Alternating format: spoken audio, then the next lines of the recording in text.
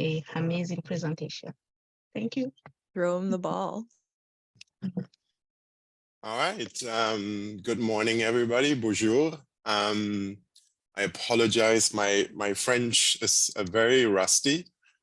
So I will do this presentation in English only. But I understand there is some translation available.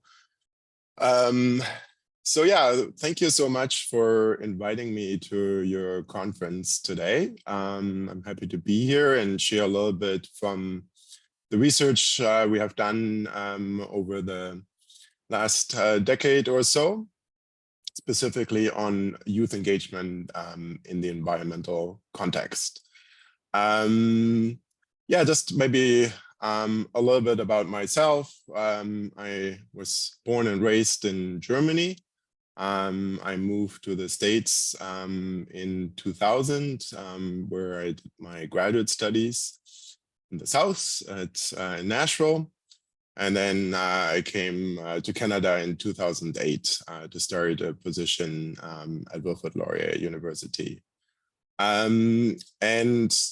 With my move to Laurier, that's really when I started to do some research on environmental engagement. At the beginning, a lot focused on youth. Later, I kind of expanded that also to adults, specifically people working in office buildings. Yeah, I think I will stop there. You will learn a little bit more about me along the way as I can share the research that my team and I have done over the years. I hope this to be somewhat interactive. So I plan for about 20-25 minutes of presentation and then hopefully have some time for exchange. I'm sure there's a lot I can learn from you as well. We've been in the field for a long time. And yeah, if there's anything unclear or you have a follow-up question on anything that I say, I'm also happy to briefly interrupt and answer questions for clarification throughout. Maybe Sadia, you can let me know if somebody is wanting to say something so that I can kind of focus on the presentation itself. And so I will now share my screen if I can do that. Yep. And then hope this will work. Now open the presentation, put it in presenter mode. Can you just give me a sign up that you can see the slides? Yeah. Okay, cool, great. Okay. So the title of my presentation is from engagement of youth to engagement with youth. Perspective on youth engagement from a community psychologist. And I think throughout the presentation, it will become clear what I mean by this title. So I was planning to just briefly introduce you to what community psychology is, which is the field that I teach and research within. And then tell you a little bit about a journey, about my own journey about learning about youth engagement. And with that, also introduce you to different ways of researching or evaluating youth engagement initiatives, because that's something we certainly need to do more of. And then, as I said, we'll have some time for conversation, questions, and discussion. I also want to acknowledge that I live, work, and play on the traditional territory of the Nuto, Anishinaabe, and Haudenosaunee people. Which is something that is pretty meaningful to me and something that I'm very respectful of and thankful that I can be on this territory. I try to learn about Indigenous knowledge and incorporate it in my teaching and my research, as you will see a little bit as I go through this presentation. So there was one quote by Peter Sanger, who is somebody I learned a lot from about system thinking and organizational change. And he said famously, people don't resist change, they resist being changed. And that stuck with me. And I think it also applies to the context of youth engagement. And that kind of motivated me for this title, from engagement of youth to engaging with youth. And there was a report that came out in 2007, and it was something about misunderstanding youth engagement. And what it was saying is that the fact that youth civic engagement was declining was actually just an error of how it was understood and assessed by the adults who were researching youth engagement. And that if we bring youth into the picture and let them co-lead the research, that we would get very different findings about how youth or how much youth are being engaged. And that was in fact the case. And that's something that definitely stayed with me and informed the way that I was thinking about youth engagement. But briefly about community psychology, which is the field that I'm in. And if I speak too fast for the translation, please show me a hand and I'll slow down a little bit. I won't go through this whole definition of community psychology, which was developed by Burton and Keegan in the UK. But just briefly, so community psychology is a subdiscipline of psychology, and it's a value-based field. So we focus on working with those who are marginalized by the social system. And we have a set of values that we work by and that we incorporate in the way that we research and teach and take action. We do most of our work in participatory ways with the people that we're researching with. And it's a lot about building partnership and alliances. Our level of analysis is a little bit different from typical psychology in that we're taking a very ecological perspective and go beyond the individual or immediate relational kind of perspective on issues. And we really try to avoid victim blaming by looking at the systems and working with people to create a community and system level change. But it still has a psychological aspect to it because we look at how people feel, think, and experience and act as they work together to resist oppression and try to create a better world for themselves and others. So that's a little bit of what community psychology is, and I'm happy to talk more about that later if there's more questions about it. So my journey of engaging with youth started when I was about 19 years old. I did a year and a half of volunteer work in a domestic violence shelter in the South Bronx in New York City. And I was working as a children counselor, co-running an after-school program for the youth that were in the shelter with their mothers. And working with these kids who had experienced quite a bit of trauma and just difficult circumstances was not an easy task. And I often felt myself alone with a group of 10, 12 or more youth. And one thing that I learned was that I can actually manage this pretty well if I make the youth my partners. So I worked with the most challenging youth, with the ones who took leadership, not always in a positive way, and made them my allies, made them my partners in working with the youth. And that makes such a big difference. And that was a really forming experience for me to think about how to work with youth. And you might have had similar experiences in your work. And so when I started to do more research on youth, that was something that was staying important to me, that like to do this work in partnership with youth. When I came to Laurier in 2008, I had to teach a course, a research method course, and I knew I wanted to teach it in a partnership with a community organization. And I went to the Kitchener market the summer before I actually started. And there were a bunch of youth trying to talk to me about climate change. And I thought, oh, that's cool. And so I talked to them and they introduced me to their leader, which was also a relatively young person. And we talked about doing a research project together, actually evaluating the program that they were running. And so this program was called Reduce the Jews.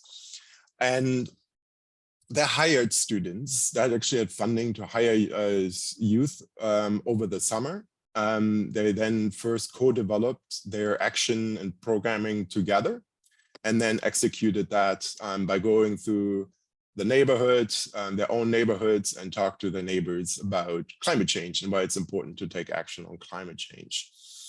When I started working with them, I noticed that it was very kind of individually focused in the way that they talked to the residents. And there was kind of a systems perspective missing, because a lot of our environmental behaviors or actions are very constrained and limited or affected by the system that we live in. And there also was no kind of social justice or environmental justice perspective in that. And so I partnered with them and a student of mine, and we developed a series of workshops that kind of focused on these things. So these workshops provided some opportunities to develop critical thinking, understanding what it means to do systems thinking.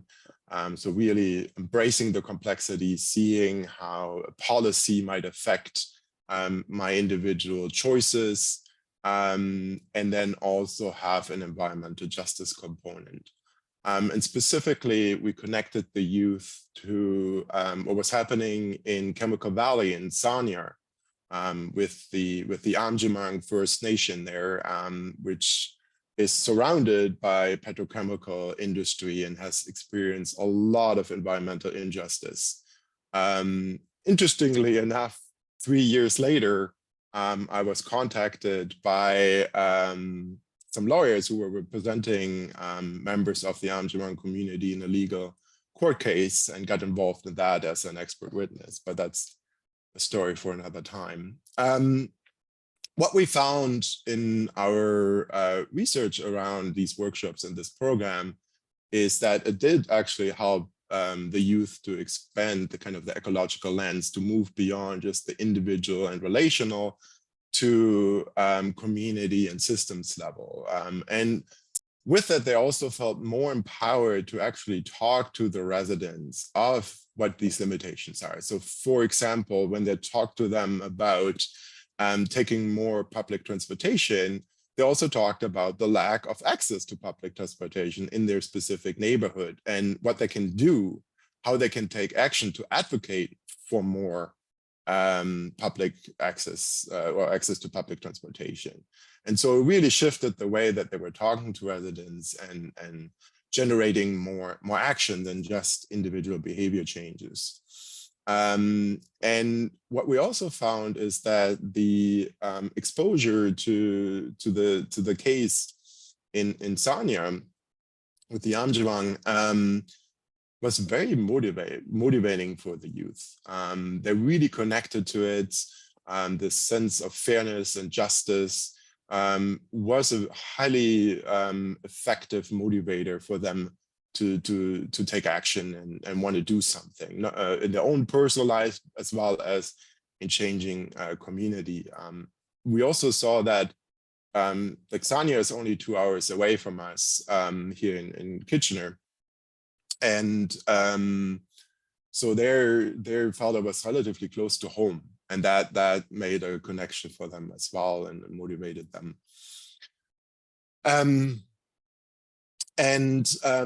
We also saw some positive outcomes more long-term, where the actions that they were taking through this program motivated them to also take further environmental action above and beyond the program, as well as changing their own personal practice and behavior.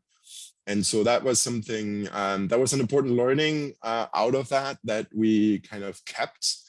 And in fact, this experience with this program motivated then to develop a multinational study trying to do something similar in 6 different countries. And that is our Youth Leading Environmental Change program. And the people from Reduce the Jews were a core partner in developing this together.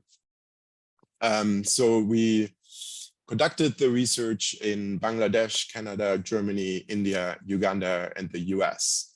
And you might notice these are quite different countries, and that's by design. So we wanted to have 3 countries that are large contributors, world leaders in contributing to the causes of climate change, and then 3 countries that are highly affected by it. So that was how we kind of set that up.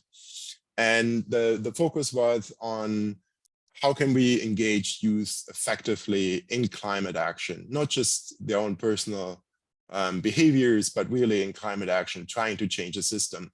Surprisingly, at that time, and still somewhat still, there was relatively little research on how to engage youth in climate action. There was research on conservation programs in schools and behavior changes like recycling, but how to effectively engage youth in climate action, we couldn't find very much. And so we were very motivated to do this research together. And because we had learned in our previous experience how powerful the engagement with environmental justice was, we made that a major lens for the workshops that we developed for this program. The workshops and the program overall was co-designed by us academics in these. So we had partners, academic partners in all 6 countries. We had at least one partner organization in each country, typically an environmental NGO. And then we also had youth leaders from each country. And so we came together here in Waterloo, and some people joined remotely by phone. And so we then co-developed the workshops, and that became the core intervention. And then we got some funding from the Social Science and Humanity Research Council of Canada, and we're able to conduct a pretty rigorous kind of study using a mixed method longitudinal comparison design. Just quickly, what that means is we had both surveys, quantitative surveys, and we had interviews that we conducted, plus observation and journaling and things like that. It was longitudinal because we collected data at baseline, 3 months, 6 months, and 12 months.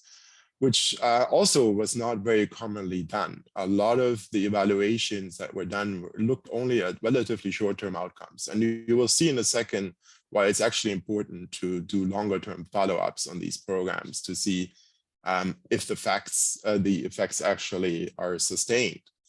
And it was a comparison design because we had youth who were doing the workshops, and then we had comparable youth who didn't do the workshops. And so we were able to compare if those who are in the workshops change in different ways from those who didn't. And so overall, we had 365 youth across these 6 different countries, and we conducted 63 qualitative interviews only with the participants in the workshops.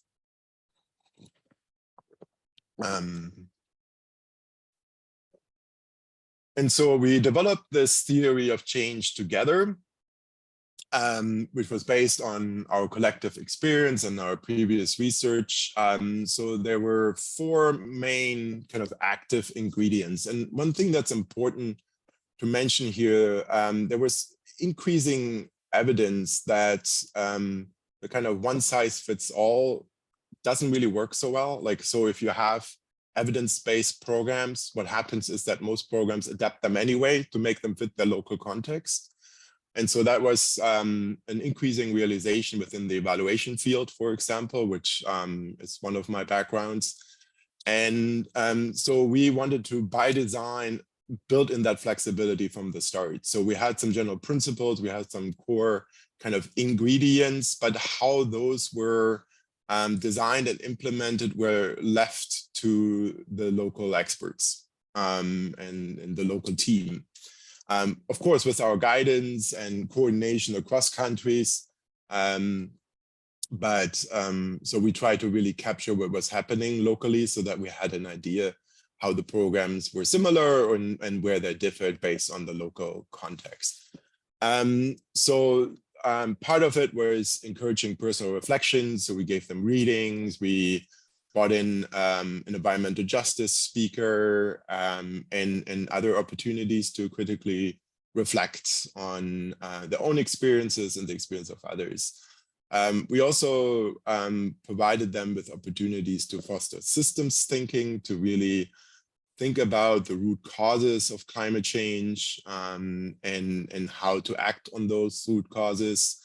And then we use this concept of action competence, which Jensen and Schnack introduced in 2007. And it has 4 major components. Is that the idea to effectively take action, especially for youth, requires knowledge and comprehension. There's different types of knowledge. So there is this systems knowledge, there is knowledge how to act, so action knowledge, as well as other types of knowledges. And then the second thing is there needs to be a commitment. So there needs to be a high level of motivation, passion for what you're working on.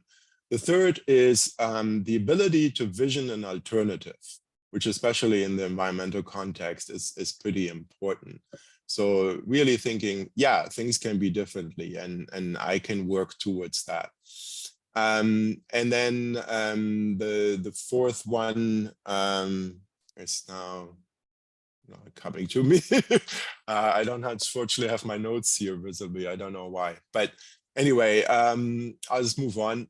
And then, oh yeah, I think it's community, having community around yourself, and then or networking, and then the last active ingredient here is role modeling. So we work with youth leaders. The youth leaders ran the workshops. It was not us, it was the youth themselves, especially youth who had experience with environmental action, so that the youth who participated in the workshop could see, wow, there is somebody who has done it.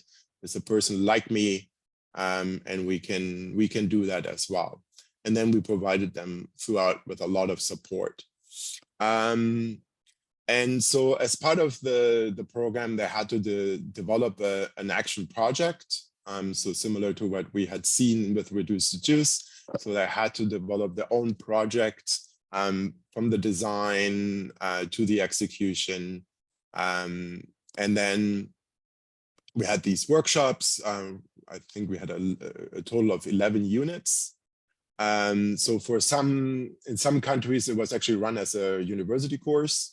And in some, it was just run outside, but they would still get a credit, like a certificate that they can use for job application and things like that.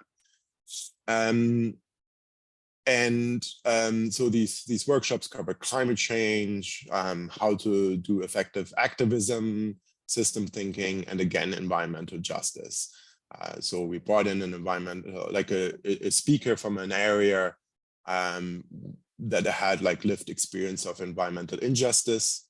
And then another thing that we did is we connected youth from the countries that were impacted by climate change in a significant way, and those who were contributing to it, and created a live exchange, a video exchange, which was not always easy because technology in some of the countries like Uganda, for example, was not easy. So we had to actually make sure that they had the technology, and this is where research funding can be really helpful for those kind of things. And those exchanges were really powerful. I think we had 3 of them in total, and the youth would share about their experience with the action project, but also just their own experience in their countries. And so kind of looking at what we were able to accomplish through this, one of the key findings was that the youth went through a significant personal transformation as part of being in the program. And there were both short-term aspects to that as well as long-term changes. And so some of the short-term were that they told us they kind of knew that sustainability is important and climate change is something that they should think about. But it was more something that was sitting in the background. They kind of knew it, it was there, but it wasn't something that really caused them to take a lot of action or really do much about it. Maybe they were recycling or something like that. And so through the program, that moved from the background to the foreground. So there was an increased sense of importance. Another thing was really that it was very inspirational for them. A lot of them talked about a passion or a fire that was lit. And that had a lasting effect on them. And another thing was just really the hope that something can be done and that they can do something about it. That this is not something that they just have to passively accept. And some of the longer term changes was really a perspective change. And that was thinking about it just from a cognitive perspective, which often in their classes, that's how they learned about climate change or sustainability. It seemed like a very cognitive thing to really feeling an emotional attachment to it. And basic theories about engagement say, both are really critical to really feel that engagement and be engaged. And so I think that the emotional connection is actually one of the most motivating one to actually do something. And so in our youth programs, we have to really think about how do we reach youth at the emotional level. And especially the environmental justice component did that. All youth were also starting to be able to think not just in their small local context, but really starting to think how global factors like climate change and impacts in India, for example, are related to what they were doing, in Canada or in the US or Germany. And so it really helped them to kind of see these connections between the local and the global. And they're also able to start thinking in more complex terms and see the interconnected issues between, for example, climate change and social justice and inequality. It just overall became more abstract to them and more active from being more a passive participant in it.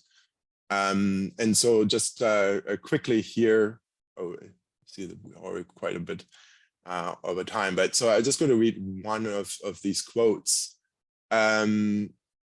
So this was about the exchange. So the German participant here said, the personal accounts the Indian students told us about the problems from their daily lives and family members who were directly affected by some environmental problem that of course are closer to home. And one knew about it, but wasn't so emotionally involved before. And that really affected me, that video exchange. So you see here several of these components that I touched upon in the findings. And we also saw, positive impact on their environmental action. And you can kind of see that here in the quotes. But here is where it was important for us to do longer term measurement. And you see here in this graph, if I can show this for you a second. The group that was in the workshop, maybe not surprisingly, had already a little bit higher level of engagement, which probably was why they were motivated to take the workshops. But this is where comparison groups can be helpful because you can account for that in your analyses. And then we saw a huge jump over the course of the workshops, and that was still present at the 3 months follow-up. That's also when we did our interviews. And then we followed up with them again at 6 and 12 months. And at 6 months, it was still elevated from where it started. But at 12 months, it was almost back where we started. So there was an issue that the really positive impact that we had wasn't really sustained very well over time. And there were a variety of reasons that they shared with us, being busy at school, having to focus on that. But we wanted to kind of explore that issue a little bit further. Like, what is it about sustaining environmental action? And so we designed a study. This was one of my master's students, Sarah Wicks, specifically focused on that question: how can we sustain youth engagement? So we were able to connect with a conference that brings together youth who are already very environmentally interested, and then connects them and helps them to network and provide them with good tools for environmental action. It was called the Impact Conference. And so we then followed them. So we interviewed them several years after the conference, and to talk to them about whether or not they were keeping their engagement. And we did something called narrative interviews, and we developed a methodology within that where we actually asked them to kind of graph their level of engagement over time. And then at each kind of turning point here, as you see in this graph, we asked them what happened there. Like, why did you were disengaged at this time? And that was really revealing. That was really interesting. What we found was so for one, those who had really incorporated the idea of being an environmental activist or engaged citizen into their identity were more likely to kind of stay engaged no matter what kind of the changes in their circumstances were. So that was one. But the other one that really stuck with me was that they talked a lot about the social environment, and if it was typically changes in the social environment that disengaged them. So if they left the university club in the university, so that it is, or in this high school, so they left the high school, and so they no longer had that network of other engaged people. Or, you know, the same thing at the university. And so it was those kind of moments where they lost their network of similarly engaged youth, that they lost that level of engagement. So that was something interesting. It doesn't necessarily mean that they stayed emotionally connected to it. So we actually also had a kind of a passion line, like how passionate they still felt about the environment, and that stayed more stable over time, especially if they had it as a strong kind of part of their identity. So the last thing I want to share, and then I open it up for questions and discussion, is sometimes, you know, these are often relatively small programs. They're focused on youth leaders. How do we know that they have actually an impact above and beyond the participants of the program? Because that's the idea, right? Like you bring in these exceptional youth, you give them training, help them network, and then what happens? Do they actually have an impact? This is, you know, different from a lot of the programs that existed, which is often these like big mass marketing campaigns, right? And all too often we have seen that those actually have very little impact. But we still had to prove somehow that these youth leadership programs have an impact above and beyond the initial participant. And we couldn't find anything on that in the research literature, nothing. And so I was very curious to do a study on this, what we call the ripple effect, right? And so again, one of my students, Lane Barissa, helped in doing this research. We partnered with a really cool program that did a lot of things right from what we had learned about youth engagement, called Make a Difference. And it's in Auckland, New Zealand, where I have a good friend at the university there. And so we partnered with her and the Auckland Council, who was running this program. It's a 3-day intensive leadership training of kind of selected youth, followed by ongoing mentoring and networking. So they really did what we learned, is that you need to stay with the youth. You need to help them keep that initial motivation above and beyond the initial workshops. So they did all of that right. And so we again had interviews and surveys. And what we did, we interviewed what we call the seeds. So these are the original participants.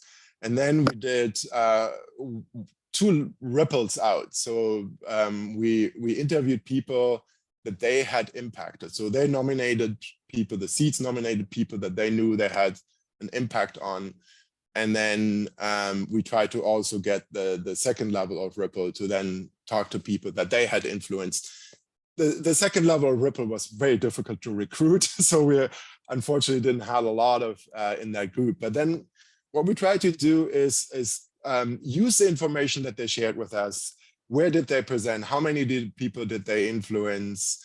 How many people participated in school events that they ran, and so on. And so we used that, and then we used numbers that we got from the council in terms of what you can expect from programs like that in terms of impact on people, and came up with both a very conservative and a more liberal kind of estimate of what that ripple effect could be and what impact that had on greenhouse gas reduction in New Zealand, like in the Auckland area. And what we found is that, the conservative estimate was that one cohort of this program produced as much reduction as the equivalent of 5 cars. And if we're more liberal with it, it would actually be 22 cars. Or in percentages, it means a 0.2% reduction of total city greenhouse gas emission in Auckland from the 2004 levels in the conservative estimate, or up to 0.9% of the greenhouse gas reduction. So for relatively little investment, quite a significant impact. And so it was kind of cool to show that. Of course, these are estimates. We had to do a lot of assumptions, and that's why we had kind of the more conservative and the more liberal estimate there. But even if we take the conservative estimate, it's still quite impressive what kind of impact you can have with a well-designed youth leadership program. And the stories that the youth shared of all the things that they did and companies that they founded and all kinds of stuff was really impressive. So yeah, anyway, so just to kind of conclude with some overall learnings, I think it's really important to focus on relationship building. And we can learn here a lot from Indigenous knowledge that is core to how Indigenous communities engage. Then develop youth-adult partnerships. There's a big body of literature on that. I didn't have time to really go into that. But again, here we can also draw from Indigenous knowledge. Something that I use in my research and teaching is what's called two-eyed seeing. And really the idea is not that you need to incorporate your knowledge as, as a Western person into the Indigenous knowledge or vice versa, but that you appreciate both and look with both lens onto an issue. And I think the same can be thought of with youth and adults, right? Is both have something to offer with the lens that they bring. And so when you work in partnership, it's kind of good to keep that in mind. Co-create, co-design, and co-learn with youth. You gain a lot, and I'm sure a lot of you are already doing that. And I sometimes feel like I might be preaching to the choir here, but I just want to really emphasize that because then you design programs that actually work for the youth, and it has these additional benefits of seeing somebody like yourself being an effective person. I would also encourage you to focus on action. There's some interesting research in health, for example, around cigarette smoking prevention, where, for example, the Florida Truth program, where they found really effective behavior changes by engaging youth in action on raising awareness about what the cigarette industry was doing. So when you focus on action, the behavior will follow. That's definitely kind of there. Also, the social context is really important. As we saw, what sustains engagement is to be around people who are like-minded, who are also engaged. There's something called the social practice theory that really speaks to that. Our behaviors are not just individually shaped, but they're shaped by the people around us, called the social practice. And we have done some more research on that as well, but again, there's limited time. I think really building on the empathy, youth are quite capable of empathy, and this kind of value for social justice goes a long way, at least in my experience. And then because this is a longer term process, engagement doesn't happen through one program. It's really good to kind of keep that longitudinal lens and provide many opportunities for engagement. It's an ongoing process. Yeah, and then just kind of see it as a system where you work together across agencies and keep youth engaged across different varieties of opportunities. Anyway, that's kind of it. Thank you for your interest, and hopefully we have a little bit of time left for questions and discussion.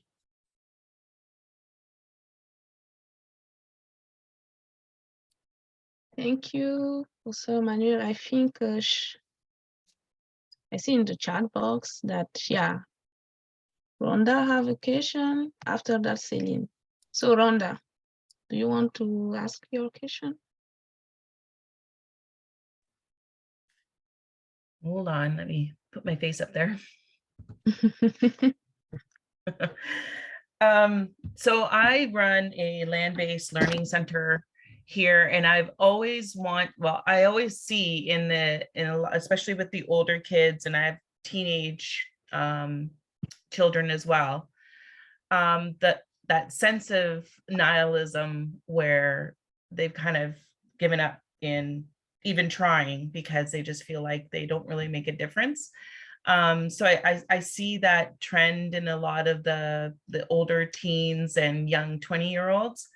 And so one of the things that I have always wanted to do, and you speaking today is really inspirational, is just seeing how that their psychology and their cognitive to being an activist and taking action can make an impact, even on an individual, coming together with like-minded people to do a project or activism. Here in New Brunswick, I'm new to New Brunswick, so I don't see a lot of activism here in New Brunswick, especially for education. So my question was, I've always wanted to do, how does being connected to the land and having those Indigenous teachings and all the different worldviews in the curriculum or in the teachings, how that can make an impact on that cognitive principles of taking action or motivating our youth to do something and to become better stewards of the land. So just wondering, like, I don't know if I can do this or not, but I've always wanted to do some type of research that way. So just wondering, it sounds so intricate and complex of your study and how you put it all together. So how does one start to even trying to do something like this, to put something out there that land connection and nature connection really does have an impact for the future? Definitely would have to be a longitudinal research for sure. Yeah, no, great question. And I teach a introduction to sustainability course for students of any discipline, any level in the university. And at the very beginning of the course, we introduced them to the Haudenosaunee creation story.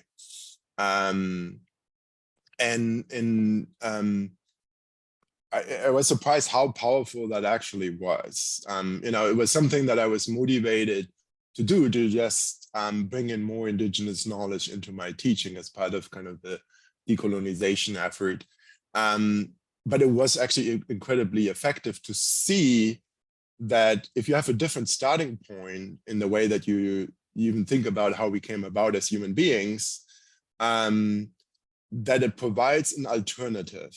And in youth reflecting on that in the course, so I always ask them to reflect at the end of the course in terms of, what made an impact on them in the course. And this was something that almost everybody shared. There's 180 students in that course. That just seeing this alternative, that we're not stuck, right? That we're not stuck with this worldview that created the problem that we're all in, created a sense of hope that it can actually be different. And that was just one session, right? That was just one session where we exposed them to it. And then that, of course, it needs to be followed up. And that's kind of part of what I hope got across, is that it's relatively easy to create a good motivation in an initial workshop, but the hard work kind of follows that. So I don't know if that answers your question, but I think simply exposing to alternative ways of thinking about the world can create that hopefulness that you can actually do something different. The other thing that I do in the course is actually use art as a way of thinking that could be something different. Art opens up the constraints that we live in our reality, and so we do songs and poems, and we read stuff together, and I bring artists into the class. For years I brought in a mosaic artist who creates mosaics related to climate change, and the youth were always fascinated by that, and really motivated them to do something similar. So I hope that gives you some sense. Happy to say more. Thanks,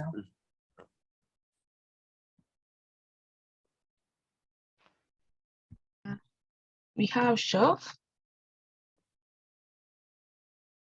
who have vocation.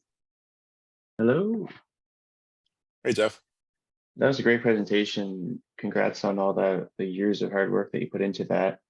As a nonprofit organization that works directly with youth, and we get to see a lot of the impact and the change. But what I've been struggling with the last few years is finding a good match for a partner at a research institution or university to kind of come in and work with us and capture and measure that impact, because internally it's really, there's too much on our plate, and it's hard to, to research yourself is kind of an impossible task really without being biased.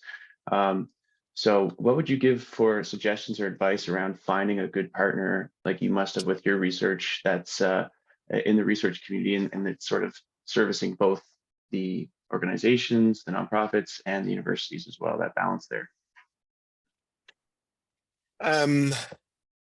Sometimes it's really just looking like who is doing environmentally focused work at a university that is close by. Of course, local university is always better, but it doesn't need to be limited to that. And then just approach people. I mean, there is a increasing value within universities to do community-based research, so to do research in partnership with community organizations.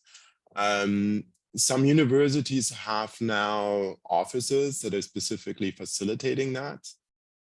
So that might be something to explore. And I mean, please feel free to reach out too. We have a course that we teach every year that is actually a continuation of the YLAC program, which is called Psychology, Environment, and Action. And as part of the course, the youth have to do a project in partnership with an environmental NGO. And so we're always looking for partners that will work with the youth, and the youth are being supported by both the instructor and the TA, who was typically one of my students in doing that. I haven't taught that course myself in a while. Most of my PhD students have been teaching it, or colleagues, but yeah, it is based on the YLAC model. Yeah, so that's kind of what I could offer you without knowing the